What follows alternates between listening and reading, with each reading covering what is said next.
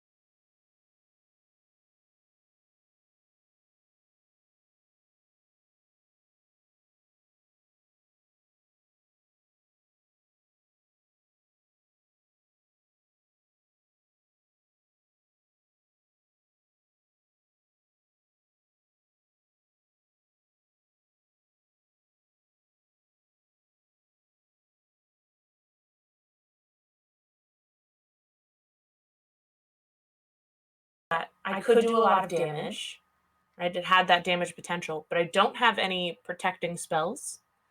And then at the same time, what? Hold on. I'm a dang goofball and forgot to turn the sound back on. Yeah.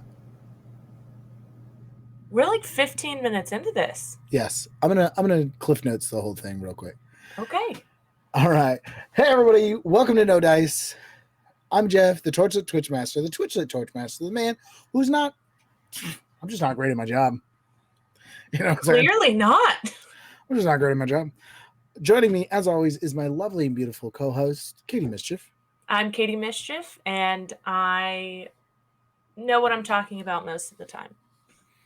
Yes, and because you couldn't hear the joke before, you have no idea what the joke of her name is. You're not in there anymore. You used to be, but you weren't because I was your wrong. fault. It's your fault. It's my fault. I am so sorry that Jeff didn't turn the sound back on. We're going to give a quick rundown of what we discussed and then talk for 30 minutes. Get ready. Strap in.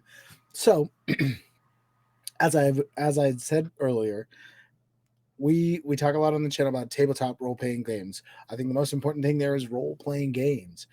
And one of the things we want to discuss today, if you look at the thing, is role-playing versus game, right? We're talking about the difference between being effective, game effective, and playing a role. You could see this in a lot of ways, like min-maxers or people who are, or max staters, who are going for max stats always, rolling those hot stats to try to get no negatives and the best that they can get, all that stuff, and compared to players like Katie, who will... I lower my stats if they're too good. I need to be dumb or like can't see shit. Something. I gotta be something to enjoy the character more and to be able to give me a jumping point on who this character is. She likes her characters to have negative. It makes it feel real, makes it easier for her to play the role, right? It's the balance. I think I personally try to take. I think that everybody does, but you can see this difference between game effectiveness and role-playing effectiveness in all aspects. The first thing you do when you get a game together is you ask each other, what are you guys building? Which was way cooler before because he said that and I said, what are you building? And he was like, and I didn't even prep you, you know. I was like, I said I'm an expert. But you missed all of that. It was great. It was great. It was great the first time. Sorry, Kenny. Thank you for being here.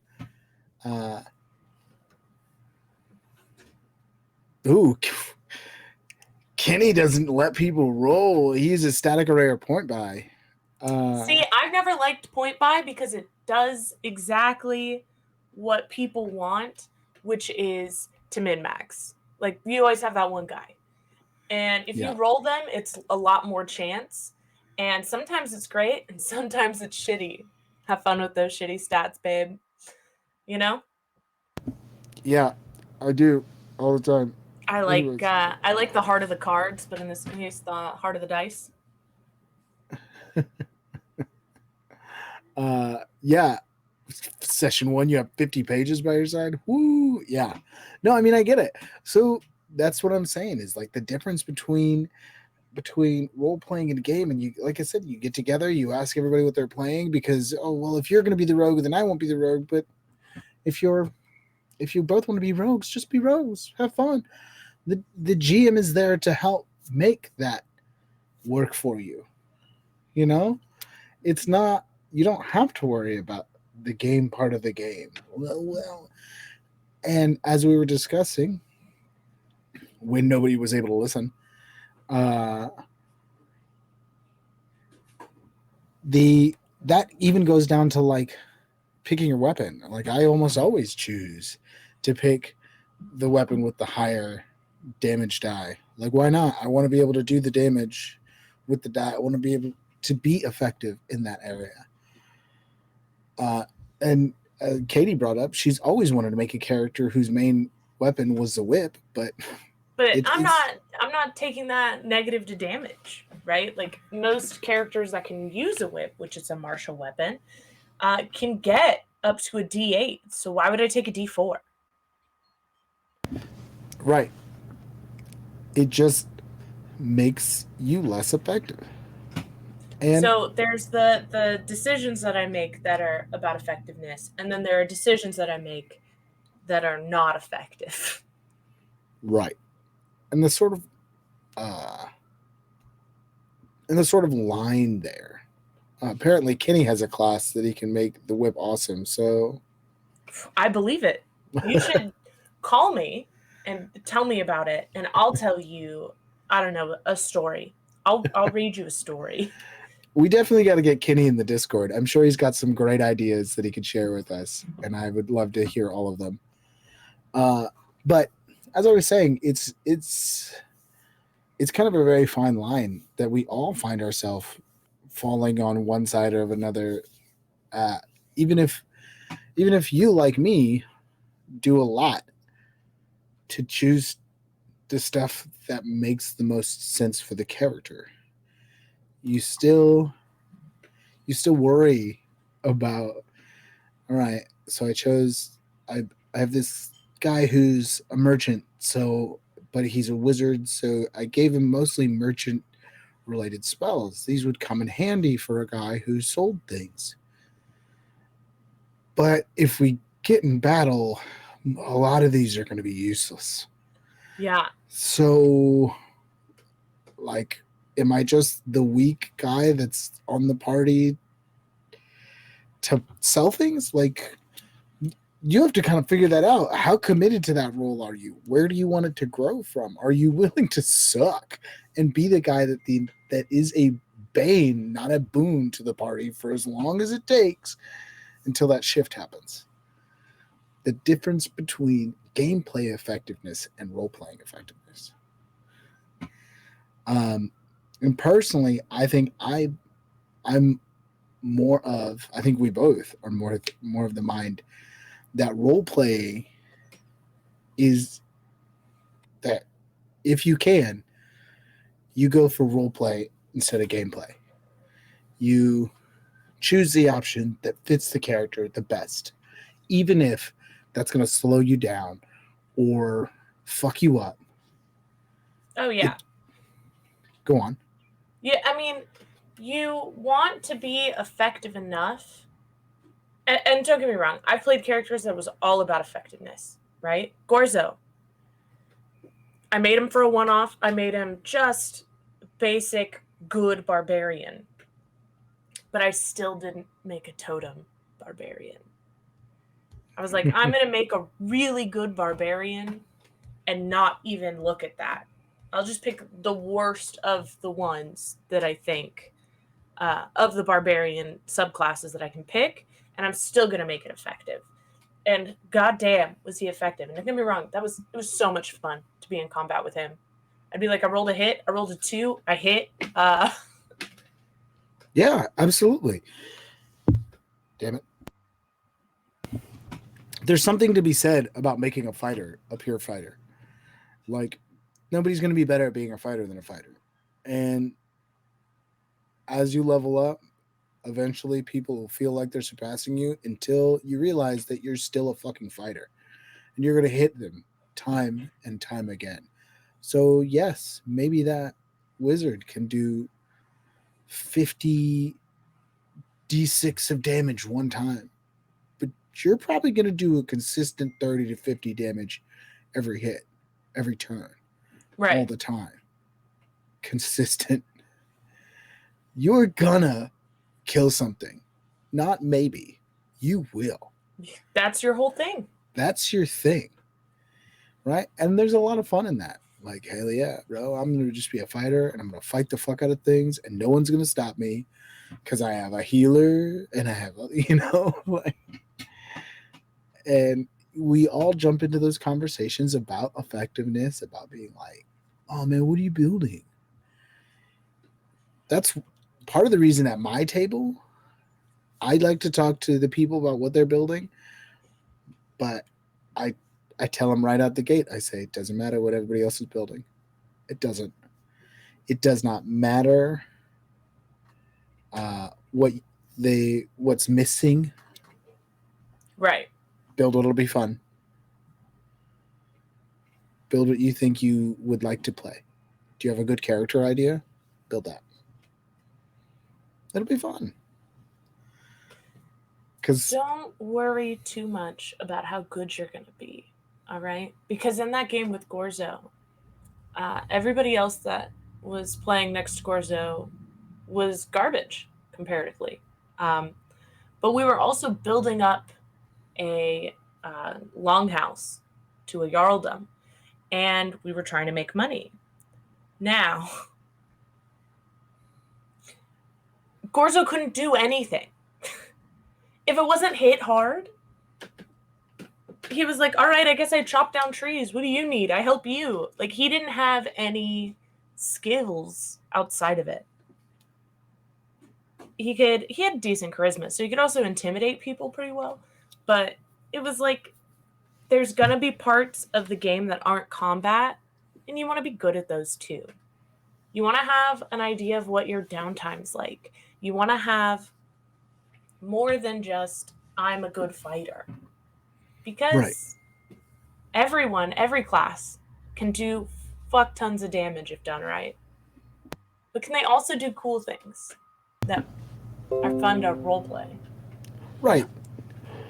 Or another thing is like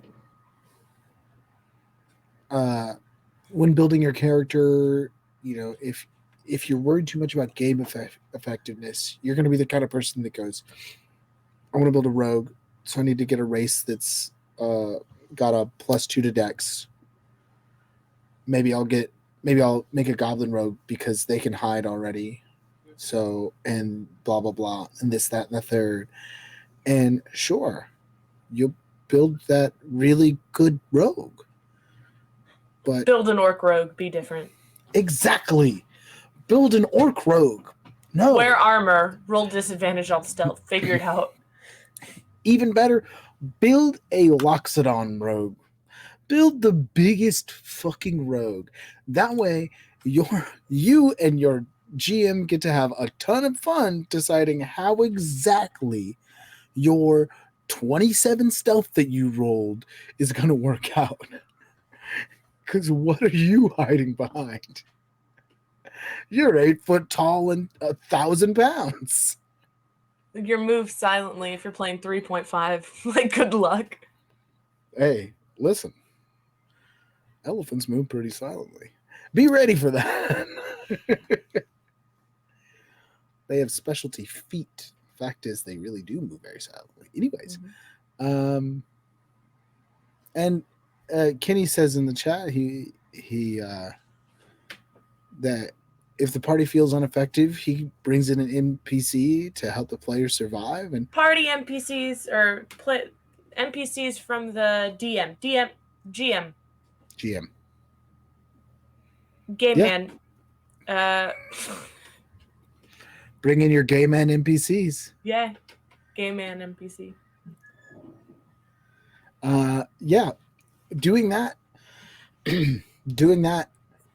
is another way you can help alleviate from the GM side. From the GM side, be like, hey, make what you want. Why do you think March is there? That's exactly why March is there. Because they didn't build a very martial-heavy squad, so it gave them a martial character. And then I'm smart enough as a GM to never be that good with March. No, you just aren't good. Your rolls are trash as March. That is also true. Surprisingly, not as true with the enemies. I'm always good when I'm against you guys. Anyways. You fail all the saves. Fireball. Also, I don't... Anyways, that's not the point. The whole point here is even getting help from locals in combat if possible. I love that. Oftentimes, social or big money rogue brings in more money. So what they lack in combat abilities, they can make up for in gear, health potions, scrolls, connections in the city. Yeah, absolutely. You can build any version. You can build any character, a version of them, well, maybe excluding a fighter, that is so roleplay heavy that they stop being. They become very combat ineffective. That doesn't mean that they can't bring things to the table. Like I discussed potentially while we were muted, probably while we were muted.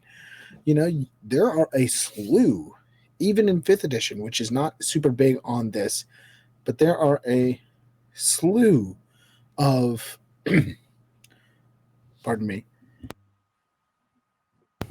There's a slew.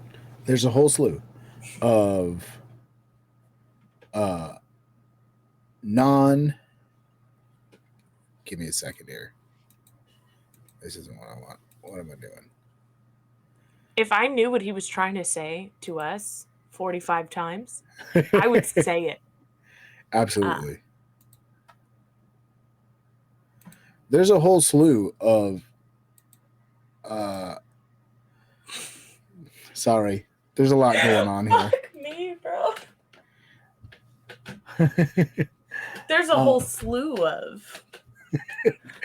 Sorry. The things are happening on my screen. I'm doing more than just talking. Of roleplay only spells. There's a whole bunch of them. Thank God. That's where you were trying to go.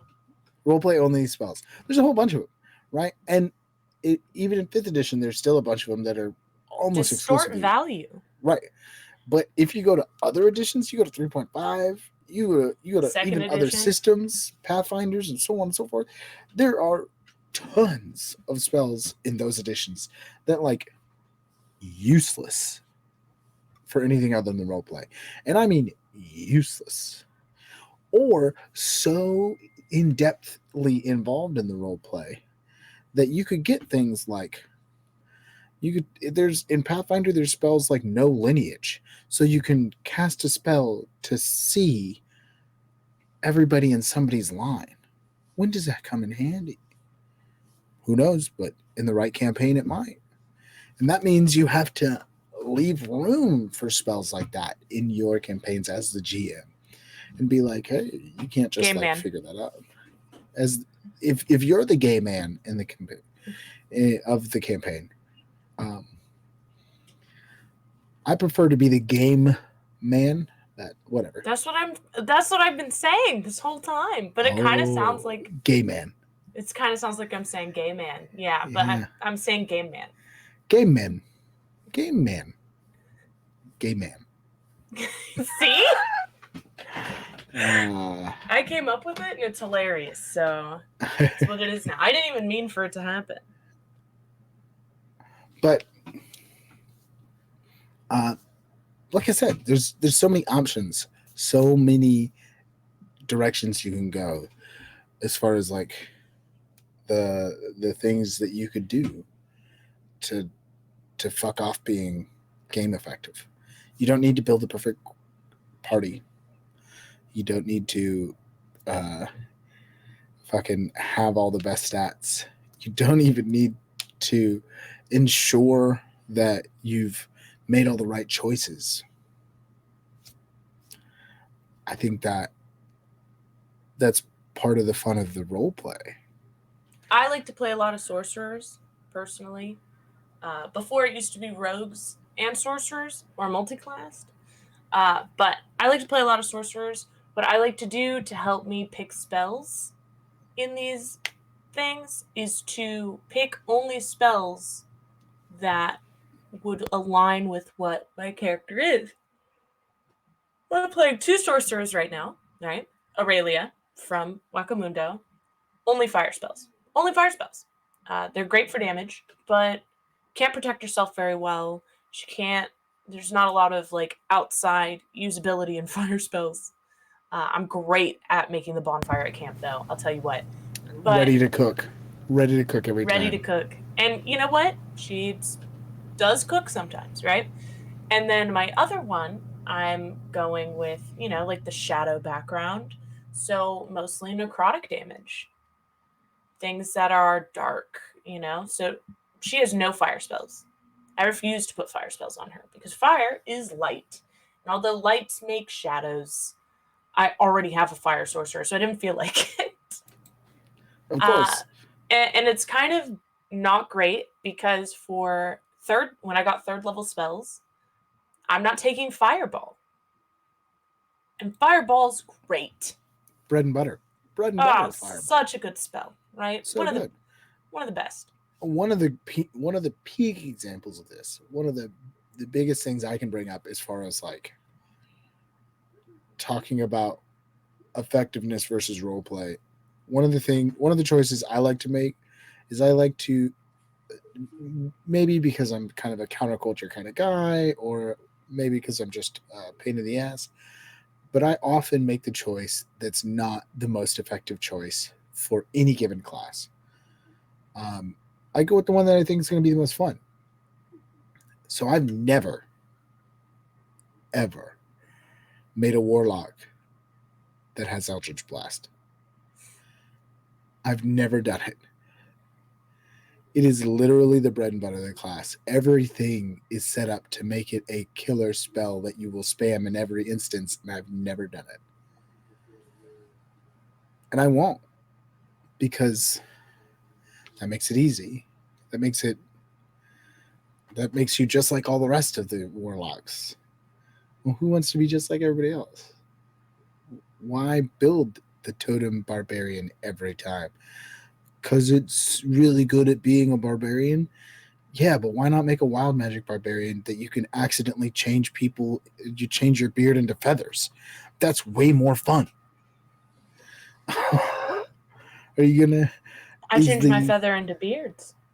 Change your feather into beards. Who cares? It'll be hilarious. I'm just saying, like, to me, a campaign is not made up of the moments you're in combat. It's made up of the moments in between. Like when we started with Wackamundo, Aurelia left the town and we went to go to sleep. And I was like, all right, well, I make a pile of leaves. And Jeff, as the gay man, was like, just pull out a bedroll. And I go, well, I decided because Aurelia's 12, she didn't think about that. And she doesn't have one. You know? So it was fun. I didn't sleep as well. And I got negatives to it. And until I ended up getting a bedroll at the next town, you know, it was a problem. But I also had a, what do you call it? What is it called? What, story point? Or yeah, story point. Yeah. Because it was so good. It was like, yeah, what a great choice. Like my backpack's full of books that I like and dresses and things that aren't meant for traveling. Like I have some adventuring. Rations. Not at all ready for adventuring. But she's a child that just packed the things that she liked. Yeah. And that makes sense. That's how you build a character to me. And you know, I think that like I think that there are a lot of people who get kind of caught up in the gameplay aspects of the game, the parts that are defined by the rules and set up by the specific nature of how things are supposed to be, your action economy and all these things, stuff that you throw out the window as soon as you're out of that. All right, I'd like to cast a spell. Cast the fuck out of that spell. Can you cast it? Do you know it? Then cast the fuck out of it. We're not in combat. I don't care. It takes 10 minutes to cast. Cast it. It takes 2 days to cast. Well, we'll have to figure out what you're doing for 2 days, but cast it. Go right on ahead. You know? I'm gonna make a spell that takes 2 days to cast. Make a spell. Have a good night, CD. Thanks for watching. Thanks for sorry watching. We didn't have the sound on. Yeah. For the first sorry if you minutes. were here not listening to us.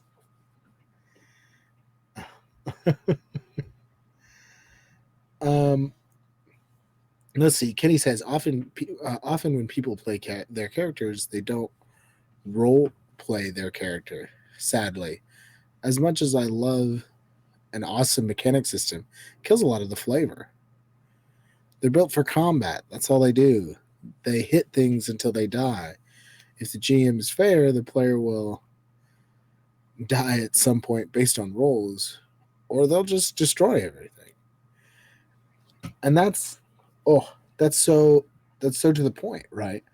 That's an unfortunate thing. But it is fun to beat everything. Yes. There is a sense of accomplishment that people get. So I'm not trying to rag on people that make combat effective characters, right? No. I will rag on min-maxers because you're ruining the fun for everyone, but the combat effectiveness, the feeling of, look at how much damage I just did. I just killed the wyvern, and I did it in 3 rounds, and it was super cool, right? Like, yes, that feels great for you, but then what are you doing after? Does it feel great when everybody else has something else on the side and you're just got to sit there and wait for the next combat? Right. I think an important thing for me to state here in this conversation that we're having is that I don't think you shouldn't be good at combat. I think you should. But I think your character should be good at the things that your character would be good at. So, like, if you're like an urchin and you're super good at swinging a sword, I'm going to wonder why you're super good at swinging a sword. Like, what do you mean you have a 20 strength and the urchin background? Wouldn't that make you just barely, like, out of being a child? Well, I guess you could be an adult urchin, but what have you been doing? How does that make sense? What kind of character are you building, right? Like, there are parts of the game that you could just put together like a puzzle piece and make a character that is really effective. But why not use those parts of the game? Why are you so buff, bro? You should use those parts of the game as colors to paint your character with. That's the way I see it. Do I spent a lot of time in jail stealing bread, and all they have there is gym equipment. So they sent me to jail 5 times, and I just got really buff on the yard. Oh yeah! Every time they let me out, hit the irons.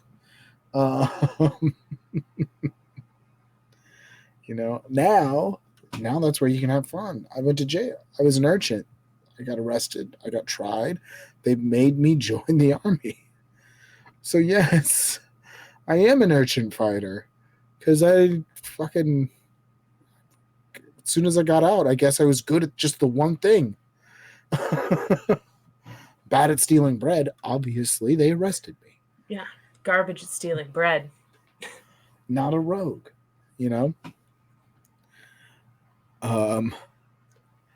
But it's like I say, like, yeah, I think you can make a character that is super good at things, that has that real, like, fuck yeah, I killed that thing feeling, because it is cool.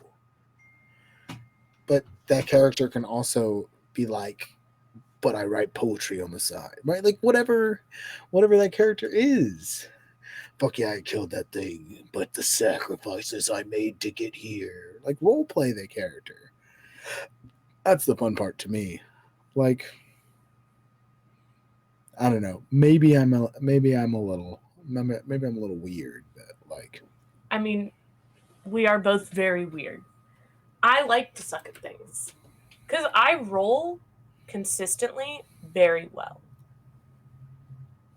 I just have the luck of the die. So I have to be bad at things so that I fail things sometimes.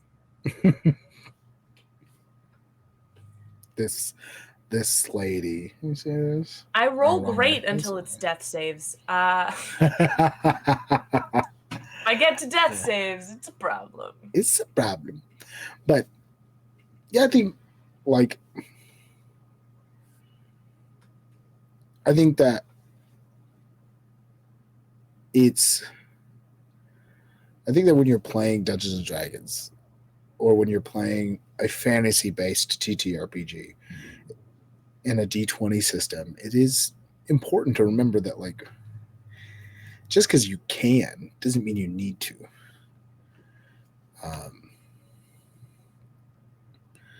Because there's systems where you can make that super powerful dude, and that's part of it. Right. You know, you want to make someone that is your anime lead character, your Batman, your Superman. Play Mask. Play, well, maybe not Mask for Batman and Superman. Play Champions Online. It's a classic old TTRPG, or not online, Champions. It's a TTRPG that does superheroes for a long time. You could do that and be that there, or your anime protagonist in Besem. And make whatever sacrifices you want to make there. God, my Besem character is so cool. That's not what we're talking about today, but I haven't even gotten to play her yet, but she's so cool. You know? And like that's part of that system. You make this really cool character. I guess what I really wanted to talk about here, the reason that I made this the topic today is because I want to support people out there and making choices to make bad characters, because you can make those bad characters into good characters later. You know, the best spell at this level is Fireball. Best level 3 spells Fireball. Everybody knows it. Best level 3 spells Fireball. But my character just wouldn't use Fireball. He's not a violent guy like that. I took Counterspell.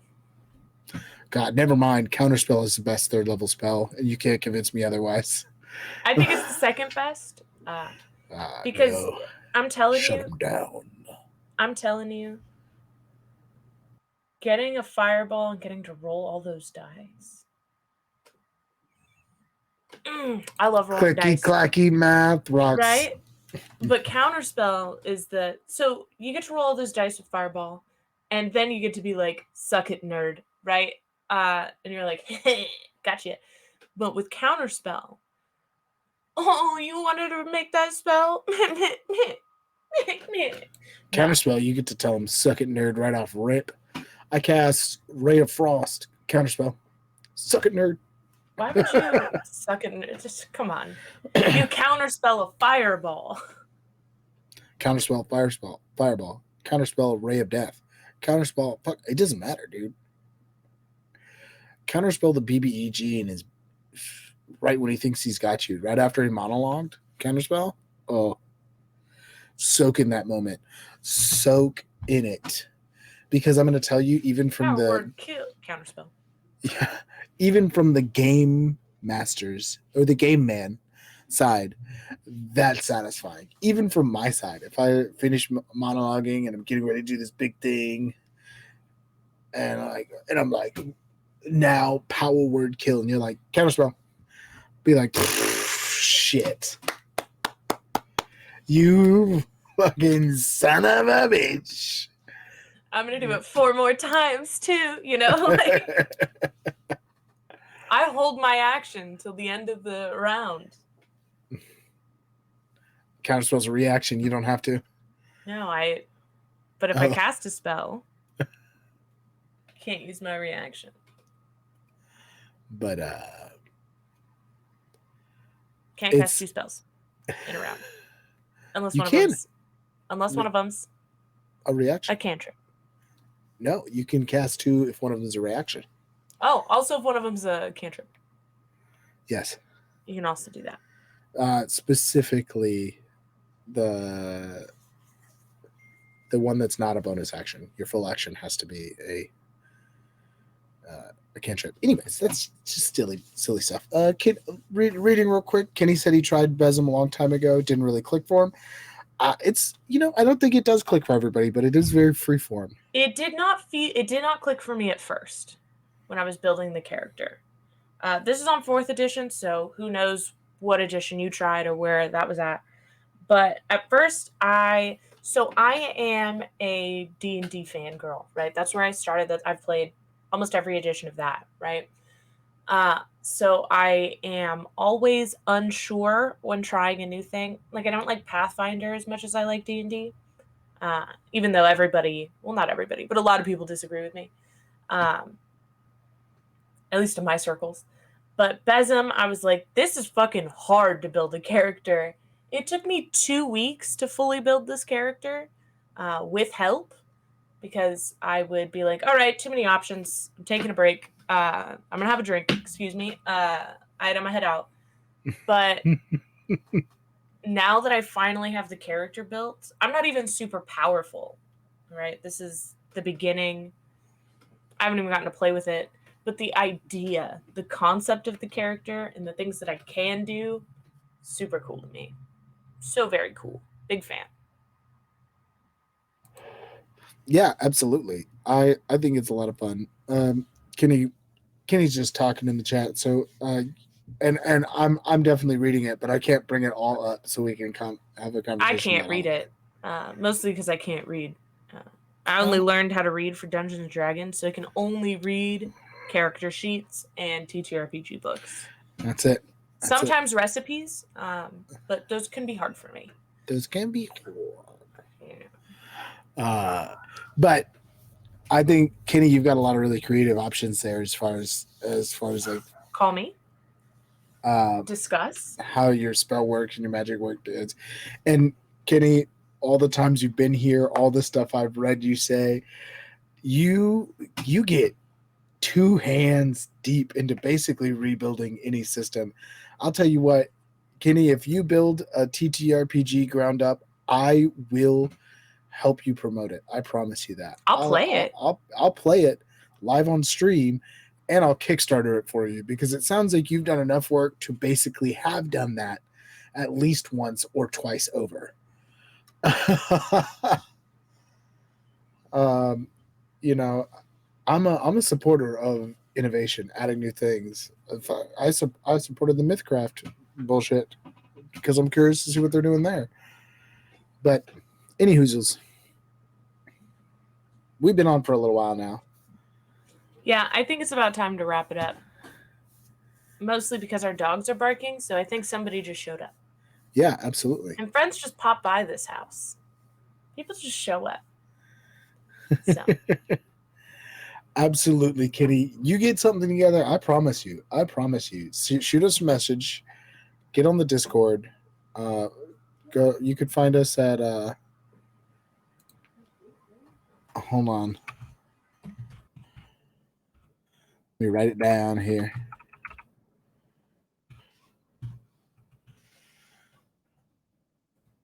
You can go to the website, check out the stuff there, and can you hear the background noise? Yeah. And we'll definitely talk. We'll get you on the Discord, and we'll fucking chit chat about all this crazy shit you got planned. With that being said, as I say way too often during these, I'm Jeff. We have been talking about. I'm Jeff. That's Katie. That's Katie. Somewhere. Right there. Okay. And we have been talking about game effectiveness versus role-playing effectiveness and how you've just got to kind of find the balance that works best for you. But don't give up role-playing effectiveness for game effectiveness. If anything, do it the other way around. That's my advice if you want to play a more fun game. Because the game is about the friends you made along the way. The real treasure is the treasure you stole off your dead party members along the way. And that's how you tell good stories. So until next time, keep telling them. Keep telling them. Call me. Tell me about them. Call me. Tell me good stories. Have a great night, y'all. Take it easy.